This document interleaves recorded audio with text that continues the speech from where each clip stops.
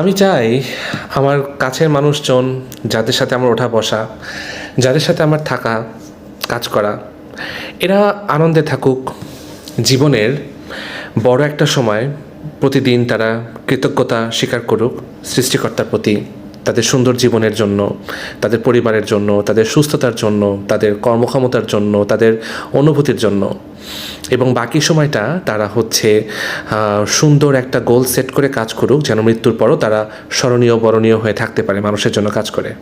কিন্তু না, এর অভিযোগ ওকে নিয়ে, ওর অভিযোগ একে নিয়ে, এ কেন এটা বলল, ও কেন ওটা করলো, ও এরকম করে কেন, ভাই রে ভাই, সমস্যার আর শেষ নাই। দিন শেষে সব সমস্যা শুনতে হয় আমাকে। প্রত্যেকেই অভিযোগ করে আরেকজনের সম্পর্কে। কার কথা শুনবো? যে যার সম্পর্কে বলে না কেন, সবাই আমার আপনজন, সবাই আমার পছন্দের মানুষ।